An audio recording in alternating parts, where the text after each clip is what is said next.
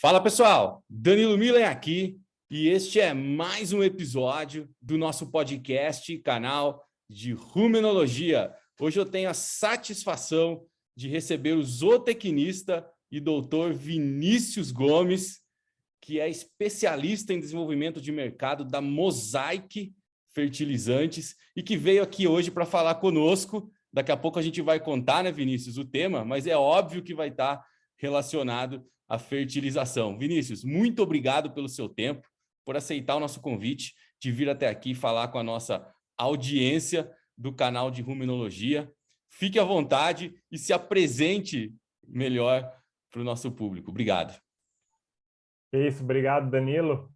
Tem algumas vezes aqui que eu vou chamar você de professor, né? Que quem não sabe aí, fiz a minha graduação na Unesp de Dracena e tive a honra aí de ter o Danilo como professor de ruminantes e também de bovino de leite lá, as disciplinas na qual ele ministra para o pessoal da graduação. Então, contando um pouco aqui de mim, né, tenho mestrado também em produção animal sustentável pelo IZ, né, eu fiz meu trabalho de mestrado com integração lavoura-pecuária, também trabalhando com forragens e silagem nesse sistema, e tive uma passagem também bem grande também, em doutorado lá na Unesp de Botucatu, na qual me formei doutor em zootecnia, e trabalhei também com sistemas de forragem, avaliação de forrageiras a campo, né? E tive algumas participações lá, tanto na graduação, tanto como doutorado de sanduíche, na Universidade da Flórida, lá com o João Vendramini,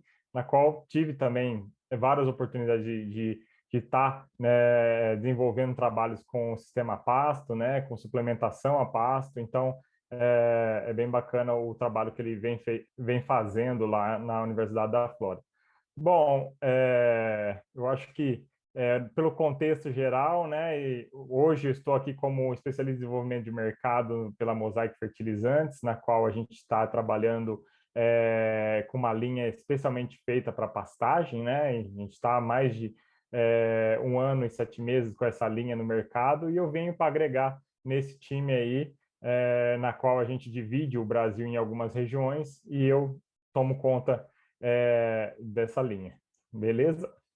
Tá ótimo, Vinícius. Prazer ter um egresso, né, da Unesp de Dracena aqui no nosso canal, né? Eu já entrevistei 2 vezes o Rodrigo Marques, que é da primeira turma, né? É professor da Montana State hoje. Isso mostra que a gente tá ficando velho, né? Então, quando eu entrevisto um cara que foi meu aluno na graduação, que já terminou o doutorado, isso mostra que, né, que já faz tempinho, né? A gente vai ficando velho, né? Sorte que tem tecnologia hoje que deixa a gente novo, né? Tipo assim, o vídeo, né? As câmeras, né? Que, né? Põe filtro, né? Tudo isso deixa a gente mais novo, né? Nas redes sociais. Eu diria mais experiente, né, Mais professor? experiente, não, experiência com certeza. Tá ótimo, Vinícius, obrigado.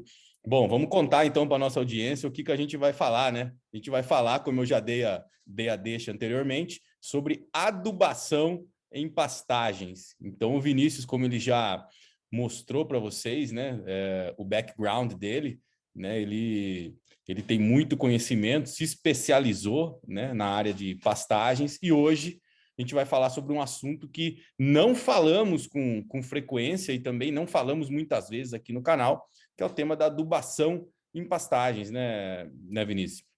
E aí, para a gente começar, né, Vinícius? Acho que a gente podia começar bem, né, para fazer uma base assim, bem no começo, né? O que a adubação, né, na verdade, pode trazer para o sistema de produção, né, em termos de benefícios, né, para o cara que está lá, né, produzindo carne em pasto e pensa, né, em aumentar a produtividade, né, sempre se fala em adubação. O que a adubação pode trazer em termos de benefícios, né? A mais do que a gente já sabe, né? Óbvio que colocar nutriente no solo, o capim vai crescer melhor, tal, mas, né, sem ser tão simplista, né? Uhum. O que você, né, como né, especialista e técnico, né, da Mosaic pode falar para o produtor e para a nossa audiência? Sim, então, além de estar repondo, né, esses nutrientes, como você bem falou, né, nessa solução que é o solo, né, vamos dizer assim, e quanto mais a gente extrai, né, professor, da questão do sistema pasto, né, como você bem disse, e a gente tem que colocar aqui como muita vantagem do Brasil, né, ter um sistema baseado em pasto, né, que isso traz competitividade, né, para o mercado de carne, traz competitividade para o mercado interno também. A nossa carne é uma das mais baratas comercializadas aí, porque ela é advinda a pasto, né? E esse sistema, quando a gente faz, né, a retirada dessa forragem, quando tira a massa de forragem ali consumida pelo animal, a gente tem também a extração de vários nutrientes essenciais, né?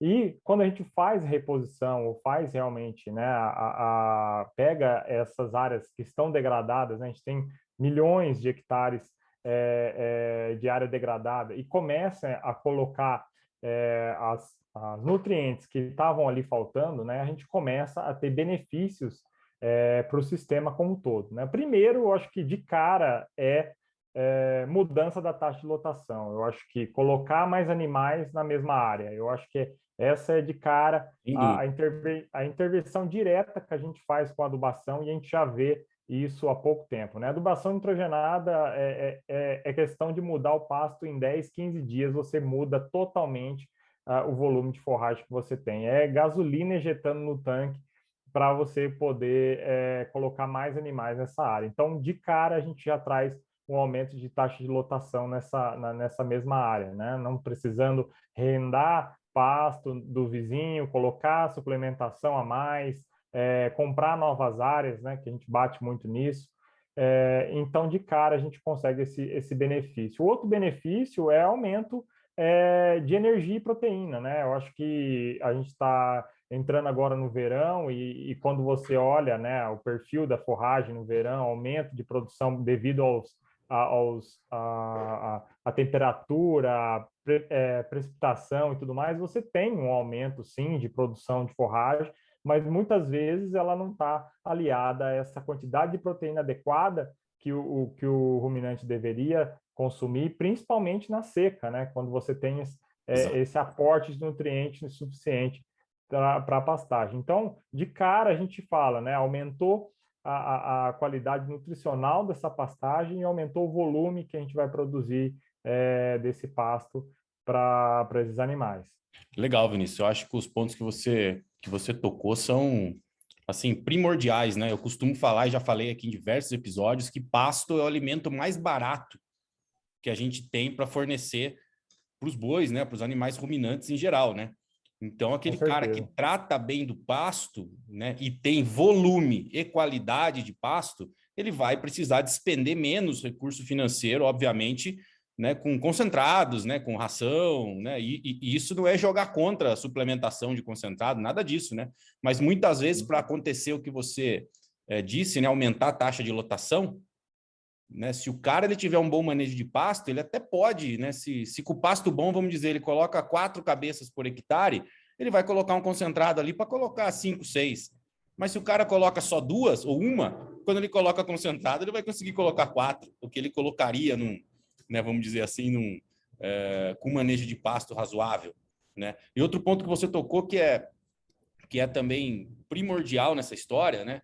É que as pessoas esquecem que o pasto para crescer, né? Lógico, precisa de luz, temperatura, tudo isso que a gente aprende lá na faculdade, né? Só que esquece que isso extrai nutriente do solo, né? E você precisa retornar esses nutrientes para o solo. As pessoas pensam que, né, a fotossíntese, né, tem aquela piadinha, né, que os caras falam, tá vivendo de fotossíntese, né? Não é viver de fotossíntese, né? Você tem que ter, a planta não faz fotossíntese só precisa colocar água, aí precisa ter calor, temperatura e acabou, tá tudo certo, né? Comprimento de luz, né, durante o dia e tá tudo certo, né? Não precisa de nutriente no solo, né?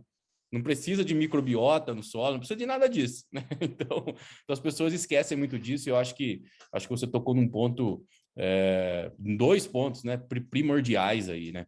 E em cima disso, né, Vinícius, vamos avançar aqui, né? A adubação serve para qualquer sistema de pasto, extensivo, rotacionado, para seca, para verão, para transição, né? Serve para qualquer tipo de época do ano ou sistema de produção. Eu costumo dizer que a adubação ela serve para todos os sistemas, né? Dependendo do nível que a gente for usar. Muitas vezes a gente encontra níveis de fósforo e outros nutrientes baixíssimos no solo, né? Solos brasileiros, em uma maneira geral, eles são super saturados em alumínio, né?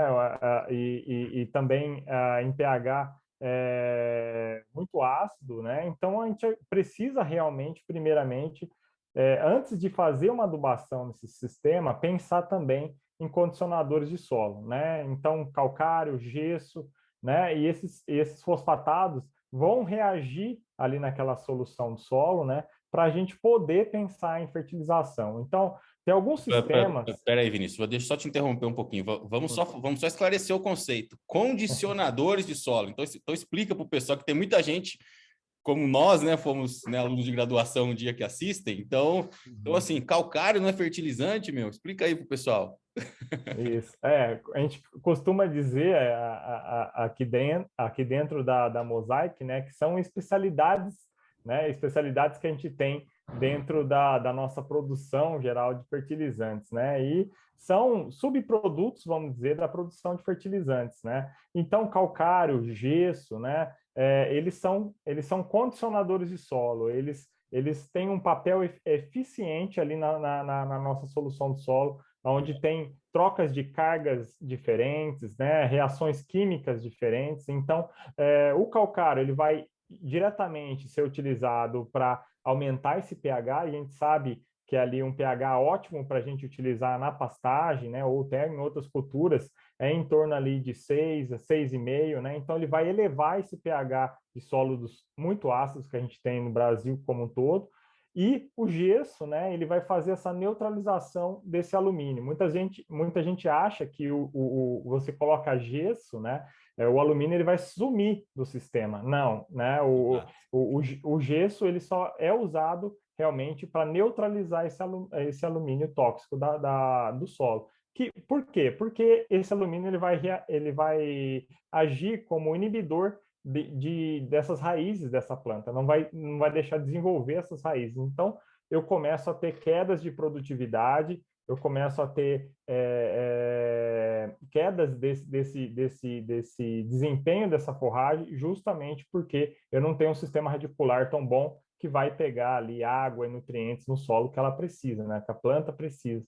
Então, a gente costuma dizer, antes de pensar em adubação, faça, né, o básico, né? A gente fala que é o arroz e feijão. Primeiro fazer uma análise de solo, uma boa análise de solo, pegar ali o que os nutrientes que estão faltando realmente, será que eu preciso fazer calcário, será que eu preciso fazer gesso? Às vezes não, né? Se você tem uma noção, né, de quanto que é aquilo que você está extraindo, para aquilo que você está colocando, nem sempre você vai ter que utilizar esses condicionadores, né? Então, por isso a gente costuma dizer, né, a importância de ter o raio-x do solo, né? Ver realmente essa análise de solo, que é um custo pífio em relação ao benefício que você vai trazer ali para o sistema. Voltando para, né, sem muito delongas e voltando para a pergunta, eu acho que vários sistemas, determinados sistemas que você tem, ela vai ter um uso de fertilizante adequado ou a quantidade adequada. O que a gente vê muitas vezes, o rotacionado, ele acaba você otimizando a produção de forragem, você acaba tendo um consumo maior dessa forragem em menor tempo, né? E com uma taxa de lotações altíssimas. Ou seja, toda saída do piquete ou toda vez que você for tirar do pastejo, você vai ter que entrar com algum tipo de fertilização, né? Ou só nitrogenado, ou até mesmo um NPK, né? Com fósforo e potássio também. Então, vai depender muito do seu sistema. E aqueles sistemas contínuos, mais extensivos, né? Normalmente, o produtor ele entra uma vez ou duas vezes ali para fazer algum tipo de adubação. A gente fala que é uma adubação para durar anos, né? Então acaba que ele faz uma adubação nitrogenada e isso dura um ano e pouco, né? Então vai depender muito do sistema. Para um cara que quer fazer um tip, que o cara quer fazer realmente ter o passo só como forma de feno em pé, vamos dizer assim, né? Não vai demandar tanto o consumo desse fertilizante, porque realmente o grande a grande X da questão está lá do coxo, né? Ele está dando todo o suplemento do coxo. Então, determinados sistemas vão depender sim de fertilizantes, mas de concentrações diferentes. Legal, muito bom, Vinícius, muito bom. E aí, quando você chega vamos dizer, você chega lá no seu cliente, né? Ou chega lá na propriedade, o cara ele quer fazer, né, ele quer saber o que usar como adubo, né? A quantidade, né? Que ele vai usar no solo, mas você chega lá e você vê que o buraco é muito mais embaixo, né? Na verdade, o cara está com o pasto totalmente degradado. Depois de vários anos, ele, né, colocou na cabeça dele que ele quer adubar. Não adubou a vida inteira, deixou o pasto degradar e agora ele acha que uma adubação vai resolver. Como que, como que o técnico, né, especializado em pastagem, né, ele chega na propriedade e define se aquele é um caso para manutenção, vamos dizer assim, realmente para adubação, né, correção de solo para posterior adubação, ou, né, fala para o cara, meu, seu caso aqui, você vai ter que reformar seu pasto inteiro se você realmente quiser tirar algo de produtivo e lucrativo daqui. Qual que é? Essa linha é muito tênue, eu sei, mas como que você Sim. toma essa decisão, né? Manter É, o que está ali ou falar para o cara para ele reformar o pasto? a gente costuma dizer que são degraus, né, Danilo? Eu acho que quanto mais degrau você vai descendo, ou seja, quanto mais você vai deixando de cuidar dessa pastagem, né, ela vai começando processos de degradação, né? A gente costuma dizer que você vai na área, né, e começa a ter manchas de solo, você começa a ver muitas plantas daninhas na área, cupinzeiros, né, você começa a ver enxurradas, né, aquelas erosões. Então, quando chegar nesse nível, pode ver que se perdeu muito ao longo do tempo, se perdeu muito nutrientes ali, né, nesse sistema, né? E foi retirando muito, foi fazendo um super pastejo na área, né? Foi colocando muitos animais e acabou exaurindo esse sistema, né? Então, o que a gente costuma dizer, né? Para não chegar nesse fundo do poço, que você vai demorar muito para voltar e muito dinheiro para voltar num sistema produtivo de novo, né? A gente vê que uma pastagem bem cuidada, ela é perene, ela vai viver a vida inteira dela, né? A gente vê pastos ali, né, no estado de São Paulo mesmo, tem pastos ali de 20 anos, 30 anos com decumbens, né, que foi implementada lá na década de 70, né? E estão aí produzindo ainda, né? Mas assim, eu falo, será que ela produz quanto produzia antes? Normalmente não, né? Será que ela aguenta a capacidade de lotação que ela aguentava antes, né? Então, muitos não aguenta mais, né? Já está num processo de degradação. Então, o que a gente costuma dizer? É muito mais fácil e mais rápido e barato você fazer uma manutenção nessa pastagem do que fazer uma reforma na pastagem.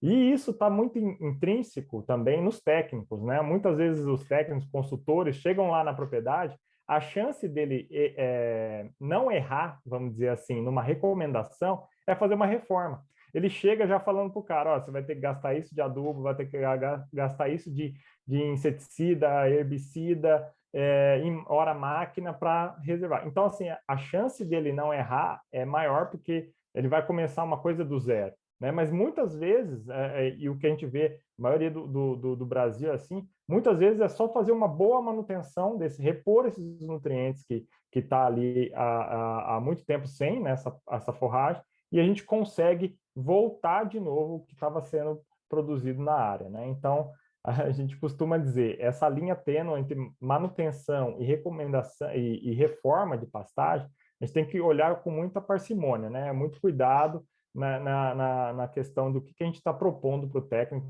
qual é esse investimento que a gente está fazendo, né? Muitas vezes você assusta o produtor, né? O cara te chamou lá para fazer uma recomendação de adubação e saiu de lá com uma receita para reformar a pastagem toda, né? Aí você faz o cara, né? A gente tem que ter também né, um pouco de bom senso, né? Para o cara não desistir do negócio, né? Até porque um dos nossos serviços é manter esse cara no campo produzindo alimento, né? É Certeza. do interesse, né? Do mercado como um todo, né? Que esses caras que estão no campo, né, os agricultores, os pecuaristas, eles permaneçam no campo, né? A gente não pode assustar esses caras também e falar, porra, sou um caso perdido, então vou ter que, né, vender tudo aqui, fechar o meu negócio pecuário aqui e ir embora para a cidade, né? Então, eu acho que é uma linha muito tênue mesmo e a gente, né, tem que treinar muito bem os nossos técnicos para, né, para ter essa sensibilidade, né, e percepção, né, com relação ao produtor, né? E aí, Vinícius, vem aquela pergunta clássica, né? Dependendo do tipo de capim que eu tiver, né, dentro da minha propriedade, vai variar a recomendação de adubação? Tem capins que são mais exigentes que os outros, ou melhor, a pergunta que muito produtor faz: tem um capim que eu posso plantar aqui que eu não vou precisar adubar a vida inteira, ou que eu vou precisar adubar bem pouquinho para não ter que gastar? Como é que é essa relação da adubação com o tipo, né, de capim de forragem? Sim, o que a gente costuma ver muito, né, Danilo? Acho que é os modismos, né? A gente chega na propriedade e o cara fala, não, um técnico veio aqui, me receitou um capim ótimo que acabou de lançar e tal, mas às vezes o cara não teve o cuidado de olhar qual tipo de solo que ele tem na propriedade, né? Perfeito. Qual tipo de exigência que esse capim vai ter? E muitas Perfeito. vezes esses capins, não que são todos, mas muitas vezes esses capins novos, híbridos, né, que estão aí no mercado, eles são exigentes a alta exigência de fertilidade do solo, né? E tem alguns cuidados que a gente precisa olhar, né? Na hora de, eu falo assim, a boa base de ter uma produção a pasto é saber escolher bem o capim. Eu acho que a gente tem que tomar muito cuidado e parar um pouco ali para pensar, né? Em qual sistema eu vou fazer nesse capim, qual é o manejo que eu vou colocar nesse capim e minha condição de solo, né? Minha precipitação anual, como que é? Se eu tenho 3.000 milímetros, se eu tenho 1.800 milímetros, 1.200 milímetros, cada um vai responder de um jeito, né? Se eu tenho uma área de varjão, por exemplo, que tem uma lâmina d'água, dependendo da época do ano, né? Então, alguns capins, eles não são tolerantes, né, a esse tipo de encharcamento, né? Então, a gente precisa tomar muito cuidado. Então, o que a gente costuma dizer, né? Os pânicos, em geral, eles são de muita exigência, né? Então, eles produzem uma quantidade de massa de forragem muito grande. Então, a gente precisa tomar cuidado também, uma adubação mais frequente, né? Se eu estiver fazendo um rotacionado, onde eu vou estar utilizando uma margem muito maior dessa forragem, né? Que o meu pastejo é folha, basicamente eu estou focando em folha, né? Então eu preciso de uma resposta mais rápida para mim voltar o gado na mesma área, né? Então a gente precisa fazer um uso de adubação mais forte aí nesses capins. Se eu pego, por exemplo, braquiárias umidícolas, braquiárias decumbens, né? Elas são de baixa fertilidade, né? Então elas conseguem ficar aí. Eu faço uma adubação uma vez no ano e eu consigo deixar essa braquiária 2 vezes ou até 1 ano e meio, vamos dizer assim, sem adubação, tranquilamente, né? Dependendo do sistema que eu vou usar, é claro. Né? E as braquiárias, enfim, as brisantas, né? A gente costuma dizer que tem média alta fertilidade também. Então, não vai pensando que aonde sobreviveu 20 anos uma decumbens, vai sobreviver uma marandu 20 anos também. Então, a gente precisa tomar muito cuidado no sistema, no manejo que a gente vai fazer e na realidade da propriedade. Eu acho que assim, o pecuarista ele tem que saber aonde que ele está colocando essa forrageira e qual desafio ele vai estar propondo para essa forrageira. Com certeza, com certeza. É muito diferente e isso junta com outros fatores, né Vinícius? Se no local lá da propriedade, quantos milímetros chove por ano, né? Quanto que tem de luz, quanto que tem de calor, faz mais frio, né? Então, né, tudo isso aliado, além dessa diferença do tipo de capim, né, também tem, né, os fatores climáticos que vão todos, né, interagir, né? Fica um negócio complexo, né, para a gente tomar decisão, né? Bom, eu não vou perguntar para você quanto custa, né, adubar 1 hectare de pasto, porque daí você vai vir com todas essas perguntas para mim, né? Ah, que tipo de capim você está falando? Quanto que chove no lugar? Eu Mas vou eu acho ficar no depende, né? vai ficar no depende, né? Eu não vou fazer essa pergunta tão simples para você, mas eu vou fazer uma pergunta no seguinte sentido, que é em relação ao retorno financeiro, né? Vamos dizer assim, a cada real que o cara coloca em adubação, né, assumindo que o cara fez tudo certo, conforme o recomendado, analisou o solo, corrigiu se necessário, né? E aí fez o processo, né, de fertilização aí. Quanto, né, de cada real investido, não sei se você tem essa resposta ou se vocês têm esse número, né? Quanto que é o retorno do produtor? Né? Ele empata, ele tem algum acréscimo, né? Então, se você puder falar um pouco disso para a gente. Sim. Essa coisa financeira, vamos dizer, como eu falei, tem várias coisas que realmente vai interferir nessa conta, né? Mas o que a gente costuma ver em trabalhos falando, né, de sem adubo, com adubo, né, a gente consegue aí em torno de 200 gramas num GMD, né, um pasto bem adubado, manejado, a gente consegue aí em torno de 200 gramas tranquilamente, né, só mantidos aí os animais em sal mineral, né, então essa é uma conta que a gente usa muito, né. Então, se a gente colocar por exemplo, um pasto bem adubado, né, e manejado, se a gente colocar esse GMD que a gente vai ter a mais, né, e trazendo isso para peso vivo animal, a gente tem aí em torno de 73 quilos de peso vivo aí por hectare, né, colocando isso na ponta do lápis. Né? Isso são mais ou menos 36 quilos de carcaça por ano, né? E se a gente pegar uma arroba hoje a R$ 300, mais ou menos que está a média aí, e 730 reais a mais, né, de receita. Isso. Por animal, né? Por Por animal. animal, isso, Cara, por agora, animal. se tiver, sei lá, 4 animais por hectare, aí vai fazer a conta por animal daí, Isso, né? isso. Pô. Não, mas eu acho que mesmo assim, né, a gente está falando dos benefícios, né, da adubação, né? Então, o cara entre adubar e não adubar, ele conseguir colocar por hectare, por animal, ele tem um retorno de R$ 730, que seja aí, porra, uma margem de R$ 730, muitas vezes o lucro do cara não é nem isso. É, A gente só está falando, né, é lógico que desses 730 aí vai sair o custo, né, né, o quanto custou, né, para cada animal, né, que tá comendo aí esse pasto, né? Então, mas óbvio que essa margem se paga, né, Vinícius? Esse sim. input a mais de 730, né, em vista do investimento que se tem que fazer, sem contar que o cara não faz a conta, né? Lá no dia do evento, lá do programa Carne 4.0, eu fiz uma conta, né, do cara que não faz nada, né? O cara que segue um plano nutricional básico, né, sem forçar muito, e o cara que não segue, ou seja, o cara que fica à mercê dos eventos climáticos, ou seja, chega na seca, acaba o pasto, o cara tá lá só com o salzinho mineral, não faz nada, o animal mantém, perde peso e assim vai, né? Ou Sim. seja, né, num período de 9 meses, que foi a conta que eu fiz lá, né, tirando o verão, né, que daí tá todo mundo contente no verão, porque tem pasto e tal, né? Num período de 9 meses, o cara que não faz um plano nutricional ou não tem, né, um plano, né, o plano nutricional que eu falo está incluso, né, as pastagens, né, o manejo das pastagens, tudo. O cara deixa de ganhar, na verdade, o cara perde R$ 1.100, mais ou menos. O cara perde por animal, por cabeça. Ou seja, se ele seguir, ficar à mercê do clima, ele perde aí na média R$ 1.100. Isso na conta que eu fiz com valores de novembro de 2021, né? Então, ou seja, além desses 700 que a gente está falando de incremento, ele está deixando de perder os 1.000 e pouco, né?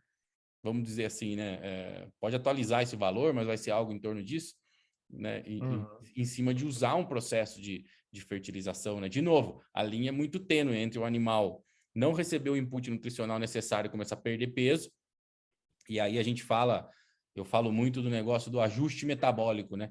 Perder peso é uma desgraça para o sistema, né, como um Sim. todo. Porque o animal vai fazer um monte de ajuste metabólico, diminui tamanho de fígado, diminui tamanho de vísceras.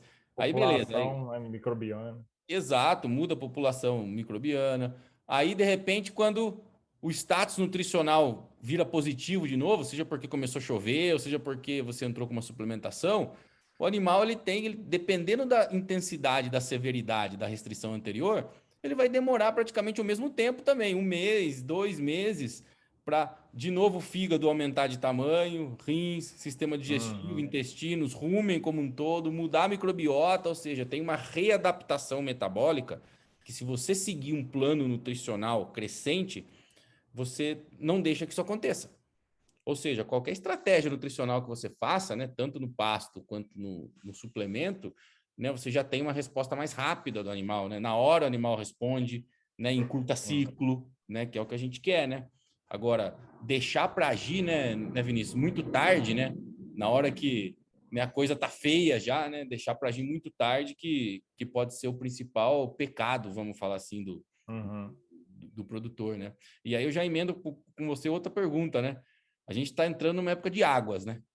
Que é aquela época que a tendência é o cara falar assim, bom, agora não quero nem ver os caras do fertilizante, os caras que vendem ração aqui para mim, porque agora o pasto tá ficando bom, né? Agora eu não vou precisar de mais nada, né?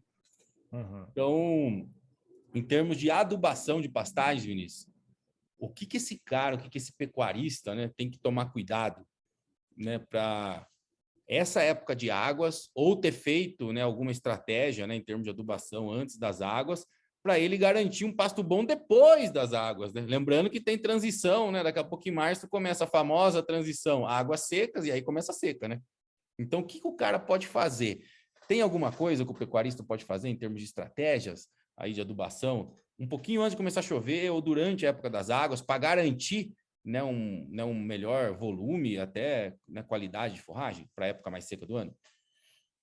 Sim, eu acho que tem que começar a se pensar em planejamento, né? Eu acho que todo pecuarista ele sabe que ele vai ter um momento onde ele vai ter uma concentração a mais de forragem e depois, consequentemente, quando parar de chover e não tiver condição suficiente, a pastagem ela vai parar o crescimento, ela vai cessar o crescimento dela de algum modo, né? Então, assim, já dando uma dica para o produtor, né? Vai ter algum problema, né, de abastecimento de forrageiro na sua fazenda, se você não se planejar, né? Então, a gente precisa se planejar para quê? Para ter esse acúmulo de forragem que eu tenho nas águas, né, no momento de alta precipitação, a gente conseguir jogar quanto mais né, esse acúmulo de forragem para a época de escassez de forragem. Então, eu posso utilizar várias ferramentas, né? Uma delas, o que a gente fala muito, é diferir o pasto, né? Que é simples, você deixa os animais, faz uma boa adubação no final da época das águas, tem um crescimento ali de forragem, e você vai estocar massa de forragem suficiente para 3 meses do ano, 4 meses do ano, até seu pasto começar a ter crescimento de novo, né? Então, o que a gente fala? Mesmo que você não vai ter a qualidade que você tem lá na época das águas, você vai ter massa suficiente de forragem para o animal ruminante pegar essa massa de forragem, transformar em energia e junto com o sal mineral, com ureia, alguma coisa, repor essa proteína que não tem ali, né? Mas ele vai ter energia suficiente para manter a microbiota do rumen, que a gente sabe ali em torno de 7%, e com isso a gente consegue não perder peso, né? Que eu acho que é essencial quando a gente está pensando numa carne de qualidade, quando quer entregar uma carcaça de qualidade para o frigorífico, ou até pensando mesmo nas nossas fêmeas, né? Que vão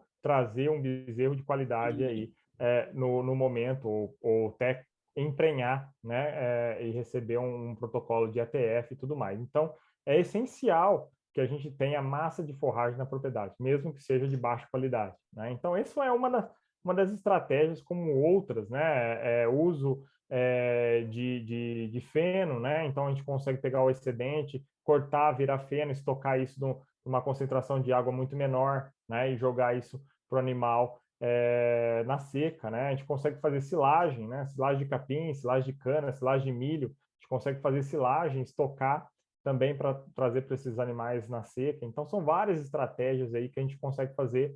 E, claro, todas elas precisam a gente ter esse cuidado de adubação, né? Legal, Vinícius. E vamos dizer que eu sou um produtor, né, cara? E eu exagerei na mão, comprei muitos bois agora né, na época que, né, deu uma geada, tal, aí muita gente queria vender os bois, eu encarei, comprei, né? E aí eu chego para você e falo assim: "Pô, Vinícius, eu tô com uma quantidade de animais acima do que o meu pasto aguenta aqui na minha propriedade, e eu tô querendo abater esses animais no final das águas, né, começo de março, por aí. E eu fiz uma conta aqui que eu tenho que colocar, para eu conseguir fazer isso aqui no lote que eu tô querendo, eu tenho que colocar, né, 5 cabeças por hectare aqui no espaço que eu tenho. E vamos dizer que seja outubro, né? Não seja dezembro, né? Vamos dizer que seja outubro do ano. Vai começar a chover ainda.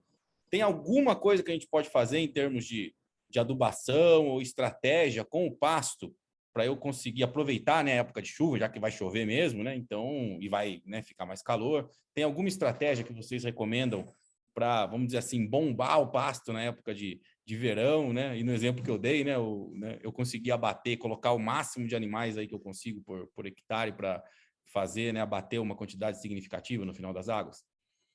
Sim, eu acho que tudo começa com uma boa análise de solo. Então, você tem um raio-x da área, você sabe qual nutriente está faltando, que nem eu falei, antes de pensar em fertilização, a gente tem que pensar nas nossas bases do nosso solo, né?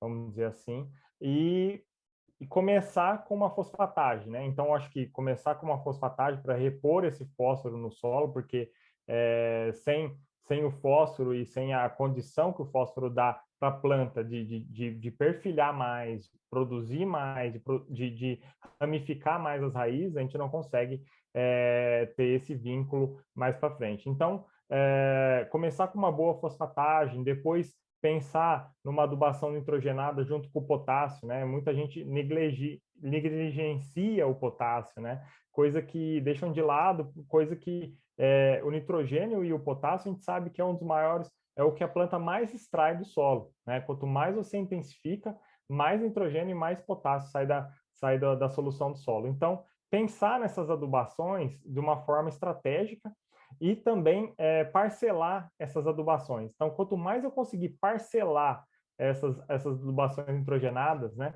ou fazer na saída do piquete, ou realmente fazer calcular uma boa taxa de lotação, aumentar quanto mais eu estou colocando nutriente no sistema, mais eu estou puxando o acelerador, mais eu estou pisando no acelerador. E com isso eu preciso colocar mais animais para colher essa forragem e, consequentemente, eu preciso, né, fazer um bom consumo dessa forragem, né, um bom manejo dessa forragem. Então, saber quando que a forragem está no ponto ótimo de corte, né, quando que os animais vão poder entrar, quando eles vão precisar sair, para eu não prejudicar a meristema apical e todo o suporte forrageiro. Então, tudo isso a gente precisa estar colocando no sistema e planejar isso. Nem volto, né, a falar do planejamento.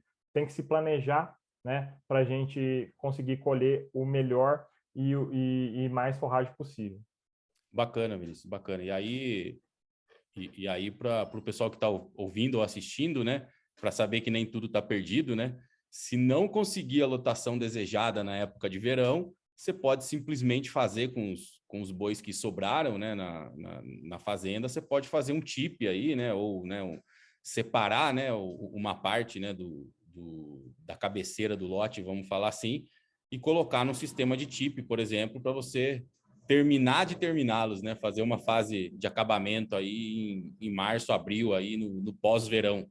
Né? Justamente, eu acho que a suplementação em momentos estratégicos a pasto, ela anda lado a lado, né? Eu acho que você otimizar o consumo desse pasto, porque você vai estar dando suporte para esse animal estar comendo uma fibra de baixa qualidade, ou até mesmo o suporte de energia e proteína que a pastagem não está dando, você colocar em forma de nutriente.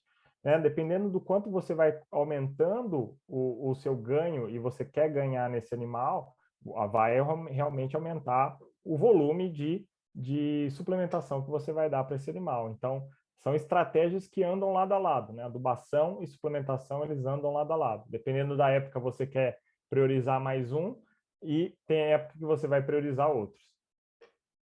Sem dúvida, eu acho que é legal, muita gente sabe disso, mas é legal a gente frisar, né? Lotação mais alta no verão, comparado com o inverno. Então, usualmente, tradicionalmente, o que o pecuarista faz, né? Abate uma parte dos animais no final do verão, para obviamente, ter giro de caixa, né? Virar o capital aí, girar o capital, e ter menos animais, né? Sobre aquela pastagem para época de transição e para época de seca. Mas muitas vezes a gente sabe que só isso não é suficiente, né? Por vários anos a gente tem uma menor quantidade de chuvas na época do verão, pastos que crescem menos, menor disponibilidade de forragem. E aí o que acaba acontecendo? Chega no final das águas, o produtor, né, o pecuarista, ele abate menos animais do que ele supostamente deveria abater, ou seja, aumenta o número de animais que ficam na fazenda para a época de transição e para a época de seca. Aí sim vem as estratégias que a gente está falando, ou difere pasto, né, para né, para ter um pulmão aí de forragem para época de seca, né? Ou numa porcentagem do lote acaba fazendo um TIP aí, acaba comprando concentrado exatamente para uma menor proporção de animais, né, para exatamente ajustar essa lotação, né, Vinícius? Eu acho que isso que é importante. Enquanto o pasto, vamos dizer assim, descansa após o verão, né? O diferido a gente está falando, né? A gente perde espaço na fazenda, né? Então você diferiu uma parte do pasto, você já perdeu uma parte da sua fazenda aí, em termos de disponibilidade de pasto. A parte que sobrou para os animais ficarem ali está ficando cada vez de pior qualidade. Então, né, estratégias como essa suplementação que eu vejo do período de transição das águas para secas, né? Eu acho que é a mais importante aí do ano, exatamente para você terminar de finalizar esses animais que deveriam ter sido finalizados nas águas, né? Então eu acho que a adubação nesse sentido, né? Como eu fiz a pergunta para você anteriormente, né?